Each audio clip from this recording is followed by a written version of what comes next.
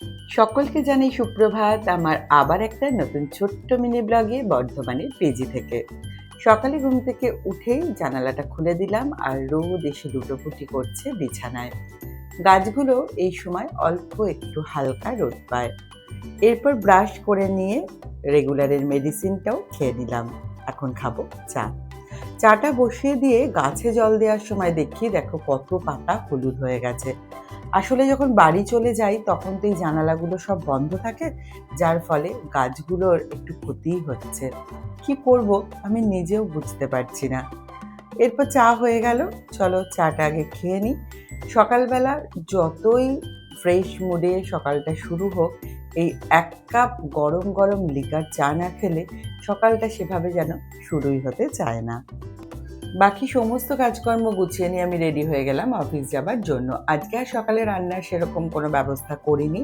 আজকে খাবো হচ্ছে ছাতু মুড়ি আর সাথে নিয়েছি কিছু ফ্রুটস। সেগুলো নিয়েই চলো এখন বেরিয়ে পড়ি অফিসের উদ্দেশ্যে। আজকে কিন্তু প্রচণ্ড গরম। আমার এই পিজি থেকে অফিস পর্যন্ত হেঁটে পৌঁছতে লাগে ৫ মিনিট। তোমাদের আগের ব্লগেও আমি অনেক বলেছি। কিন্তু এই ৫ মিনিট রাস্তা হেঁটে এসে আজকে আমার কি অস্থির যে লাগছে শরীর, কি বলবো। চলো শুরু করি আজকের অফিস। এখন যেহেতু জুলাই মাস, তাই ট্যাক্স ক্যালকুলেশনের একটা ব্যাপার থাকে, তোমরা সবাই জানো। সেটার জন্য আমি চলে এলাম ফিনান্স ডিপার্টমেন্টে। সেখান থেকে কাজটা সেরে গিয়ে তারপরে অফিসে নিজের কাজকর্ম করে খেয়ে নিলাম আজকের সেই ছাতু মুড়ি, আর সাথে এখন একটু ফল খাচ্ছি। বাজে এখন বিকেল ৫টা ৪০ মতো। আমি আবারও পৌঁছে গেলাম অফিস করে পিজিতে। প্রচণ্ড হাঁসফাঁসানি কষ্ট হচ্ছে। দাঁড়াও আগে একটু রেস্ট নিয়ে নিই। তারপরে ভালো করে আরেকবার স্নান করতে হবে। তবে যদি শরীরটা একটু ভালো লাগে। খানিকক্ষণ রেস্ট নিয়ে স্নানটা করে নিলাম। এবার একটু খেতে হবে। সেই সকালের ছাতু মুড়ি আর ফল কতক্ষণই বা পেটে থাকবে। প্রচণ্ড জোরে খিদে পাচ্ছে। কি খাবো কিছু ভেবে পাচ্ছি না। দেখলাম একটা ম্যাগি আছে। তো ভাবলাম চলো লিকার চা করি আর সাথে একটু ম্যাগি খাই।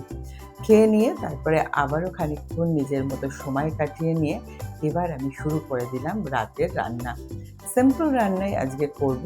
করেছিলাম আলু ভাজা আর সাথে একটা ডিমের অমলেট আর গরম গরম ভাত। ব্যাস, রাত্রিবেলা এর থেকে বেশি আর কি লাগে।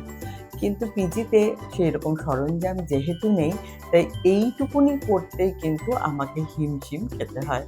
যাই হোক, রেডি করে ফেললাম। এই দেখো খাবার, আর এই বাড়ি থেকে আম নিয়ে এসেছিলাম, সেই আমটাও আজকে খেতে হবে। চলো তাহলে গুড নাইট আজকের মতো। টাটা।